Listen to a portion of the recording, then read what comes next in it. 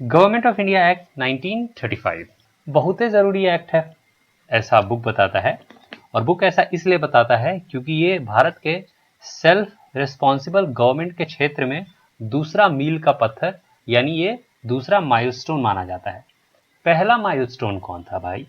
तो पहला माइलस्टोन था गवर्नमेंट ऑफ इंडिया एक्ट 1919, अगर आपको याद हो तो। उसमें अगस्त 20 1917 को ब्रिटिश सरकार ने ऐसा बोला था कि भारत में हम धीरे धीरे करके जो रिस्पॉन्सिबल गवर्नमेंट है वो इंट्रोड्यूस करेंगे, और उसी के अंतर्गत गवर्नमेंट ऑफ इंडिया एक्ट 1919 लेकर आया गया था।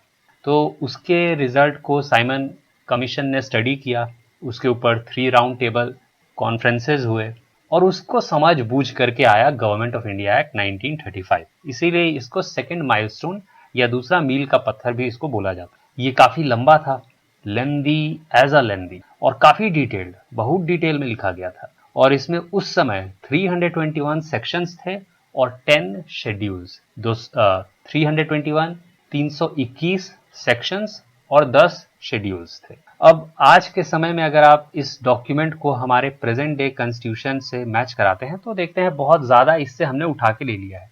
उठा के नहीं ले लिया है, समझ बूझ के लिया है, पर लिया है इससे गवर्नमेंट ऑफ इंडिया एक्ट 1935। अब इसमें ऐसी क्या खास बातें थी या ऐसी क्या जरूरी बातें थी जो आज भी हम इनकॉर्पोरेट करते हैं, ऐसा इसमें कुछ तो इंपॉर्टेंट होगा। तो आइए इसके ऐसे ही कुछ इंपॉर्टेंट फीचर्स देखते हैं जो इसको आज भी इतना इंपॉर्टेंट बनाता है। तो सबसे पहला जो 1935 में अंग्रेज भाई साहब जो फीचर लेके आए इंडियंस के लिए, बोले हम इंडियंस के लिए फीचर ला रहे हैं। तो गवर्नमेंट ऑफ इंडिया एक्ट 1935 में जो पहला फीचर लाया गया वो बात करता है अबाउट ऑल इंडिया फेडरेशन, कि भाई हम ऑल इंडिया फेडरेशन को एस्टैब्लिश करेंगे।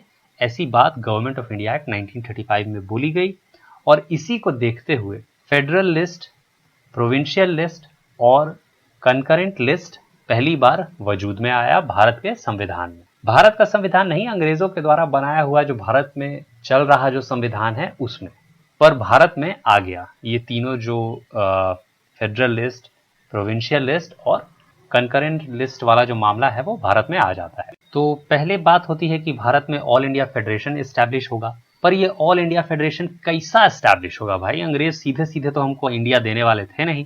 तो उन्होंने बोला कि ये जो ऑल इंडिया फेडरेशन एस्टैब्लिश होगा इसमें प्रोविंसेस भी होंगे और प्रिंसली स्टेट्स भी होंगी, यानी एक देश नहीं होगा, अपने मन मुताबिक कुछ भी होगा। अभी कोई कंट्री होता है तो ओवरऑल कंट्री होता है, अब इसमें अंग्रेज अभी भी घुसेर रहे हैं कि नहीं, एक कुछ होंगे जो इसमें प्रोविंसेस होंगे और कुछ जो होंगे वो प्रिंसली स्टेट होंगे। तो हम देश ही काहे बनाए भाई?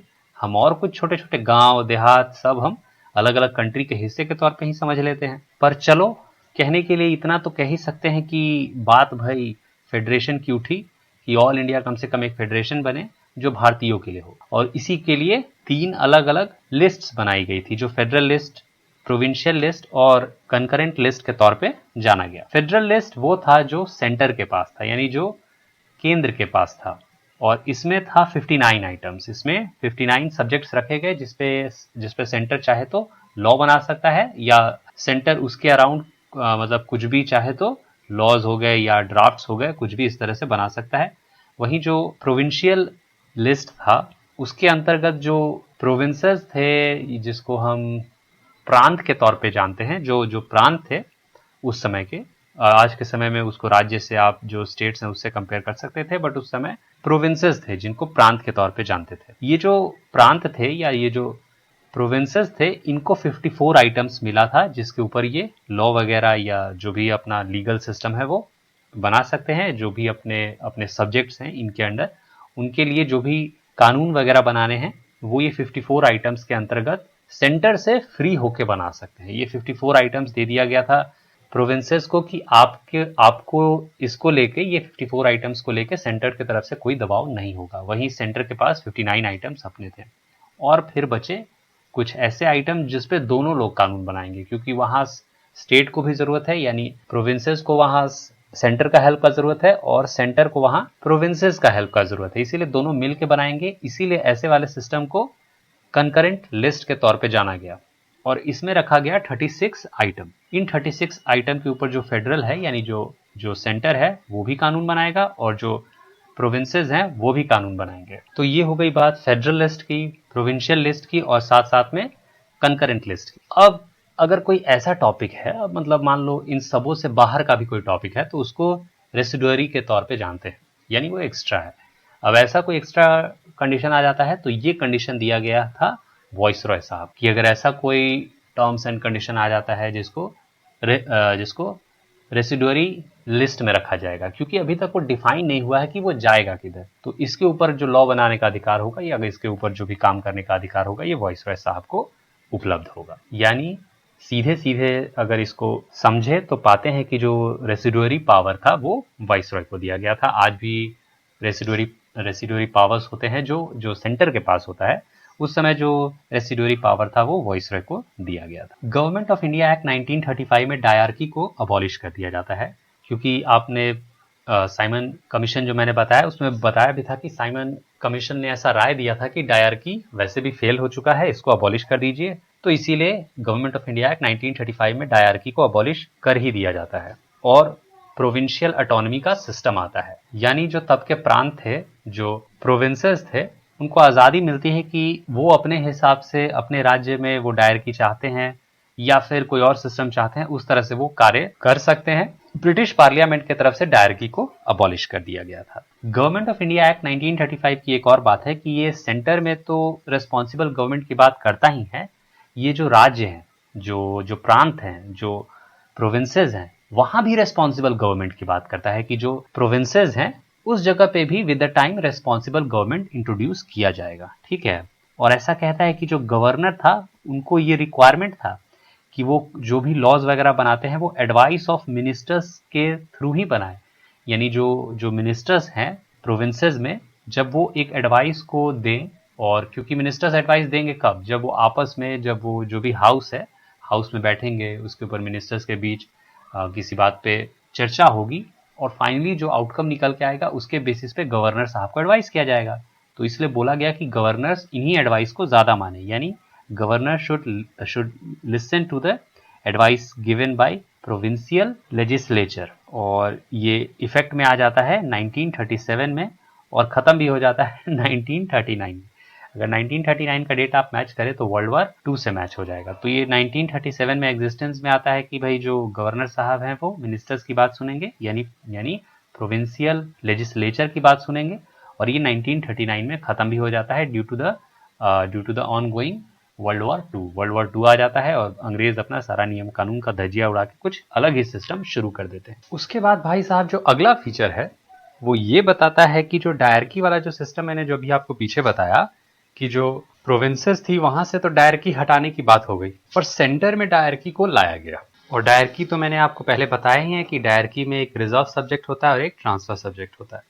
तो सेंटर में डायरकी लेकर आया जाता है, पर ये जो प्रोविजन था ओवरऑल, ये सेंटर में कभी भी अप्लाई नहीं हो पाया। यानी सेंटर में ये जो डायरकी वाला जो सिस्टम है ये ऑपरेशनलाइज नहीं हो पाया, ये एग्जिस्टेंस में नहीं आ पाया। उसके बाद जो कुछ प्रोविंसेस थे, 6 आउट ऑफ 11, यानी 11 में से उस समय के 6 प्रोविंसेस में बाइकैमरलिज्म लाया गया। बाइकैमरलिज्म यानी अपर हाउस और लोअर हाउस। सेंटर में तो ये था, अंग्रेजों ने उस समय जो पार्लियामेंट्री सिस्टम बना रखा था उसमें जो सेंटर वाला जो था वहां पे ये upper house lower house system उन्होंने लेके आ गए थे थोड़ा पहले ही, पर जो प्रोविंसेस थी वहां पे ये थोड़ा बाद में आया। यानी ये गवर्नमेंट ऑफ इंडिया एक्ट 1935 के द्वारा आया। जिन प्रोविंसेस में ये लाया गया वो थे बंगाल, बॉम्बे, मद्रास, बिहार, असम और उस समय का यूनाइटेड प्रोविंस। इन सभी जगहों पे बाइकैमरलिज्म इंट्रोड्यूस किया गया। बाइकैमरलिज्म वही जिसमें एक अपर हाउस होता है और एक लोअर हाउस होता है। मॉडर्न डे बिहार, महाराष्ट्र, इन सब जगहों पे भी आप देखेंगे कि बाइकैमरल हाउस होता है, जिसमें कि एक अपर हाउस है और एक लोअर हाउस होता है। लोअर हाउस में इलेक्ट होके लोग आते हैं, अपर हाउस में सिलेक्ट होके लोग आते हैं। गवर्नमेंट ऑफ इंडिया एक्ट 1919 में एक और काम किया गया कि इसमें जो कम्युनल इलेक्टोरेट है, यानी कुछ खास जाति या कुछ खास धर्म के लोग ही अपने धर्म के लोगों को वोट करेंगे, वो वाला सिस्टम में जो शेड्यूल कास्ट है उसके लिए भी लेकर के आया गया। और जो वुमेन है, जो लेबर है, उन तक के लिए अलग से इलेक्टोरेट लाया गया।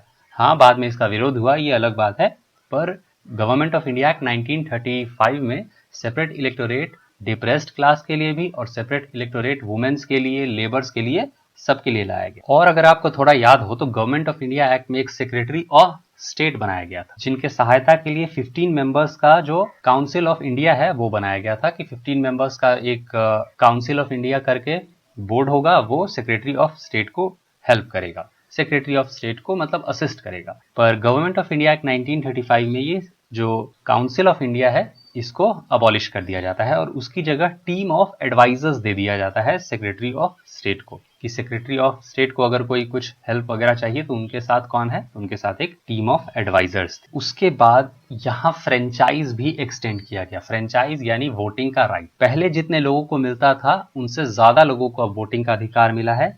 लगभग भारत की 10% आबादी को गवर्नमेंट ऑफ इंडिया एक्ट 1935 के द्वारा वोटिंग राइट दिया जाता है। तो देखिए अच्छा खासा नंबर बढ़ा दिया गया। पहले जितने होंगे सिर्फ राजा साहब लोग, जमीन वाले लोग, जो बहुत पढ़ाई लिखाई कर गए हैं, ऐसे लोगों को ही वोटिंग राइट था। बट अभी कुछ थोड़ा और बढ़ाया गया है, तो सारे रिकॉग्नाइज्ड लोग ही। अभी भी जो ये 10% में जिनको ऐड किया गया है ये थोड़े वेल ऑफ लोग ही हैं, पर फिर भी थोड़ा जो फ्रेंचाइज वाला जो लिमिट है इसको बढ़ा दिया जाता है। वोटिंग राइट जो लोगों को है वो थोड़ा बढ़ा दिया जाता है। साथ साथ में गवर्नमेंट ऑफ इंडिया एक्ट 1935 के अंतर्गत ही रिजर्व बैंक ऑफ इंडिया का एस्टैब्लिशमेंट होता है। तो रिजर्व बैंक ऑफ इंडिया भी गवर्नमेंट ऑफ इंडिया एक्ट 1935 के अंदर ही एस्टैब्लिश होता है। उसके बाद फेडरल पब्लिक सर्विस कमीशन आता है, यानी कंट्री लेवल पे जो पब्लिक सर्विस कमीशन है, जैसे जो आज यूपीएससी है उस समय फेडरल पब्लिक सर्विस कमीशन की स्थापना होती है। साथ साथ में जैसे आज स्टेट्स के लिए भी जो एसपीएससी होता है, उसी तरह उस समय में जो प्रोविंसेस थी उनके लिए प्रोविंशियल पब्लिक सर्विस कमीशन की स्थापना हुई थी गवर्नमेंट ऑफ इंडिया एक्ट 1935 के दौरान। और साथ में जैसे आज भी ज्वाइंट पब्लिक सर्विस कमीशन होता है, जैसे पंजाब और हरियाणा के लिए है, उस समय में भी ज्वाइंट पब्लिक सर्विस कमीशन का प्रावधान था। ज्वाइंट पब्लिक सर्विस कमीशन उस समय में भी बनाया गया था ताकि कुछ छोटे जो प्रोविंसेस हैं जो अपने लेवल पे अपना मतलब सिर्फ प्रोविंशियल पब्लिक सर्विस कमीशन नहीं चाहते हैं या नहीं बनाना चाहते हैं, उनके लिए ज्वाइंट पब्लिक सर्विस कमीशन का जो व्यवस्था है वो भी उपलब्ध था। और आखिरकार गवर्नमेंट ऑफ इंडिया एक्ट के अंतर्गत ही फेडरल कोर्ट सेटअप किया गया था 1937 में, जिसको आप मॉडर्न डे सुप्रीम कोर्ट से कंपेयर कर सकते हैं। मॉडर्न डे सुप्रीम कोर्ट के जैसा उस समय का फेडरल कोर्ट एस्टैब्लिश किया गया था 1937 में। इसी के साथ government of India act 1935 complete होता है। इसके सारे फीचर्स हमने देख लिए। अगली बार हम देखेंगे इंडियन इंडिपेंडेंस एक्ट ऑफ 1947, यानी देश आजाद हो जाएगा, उससे जो जुड़ा हुआ एक्ट आया था उसके फीचर्स हम देखेंगे।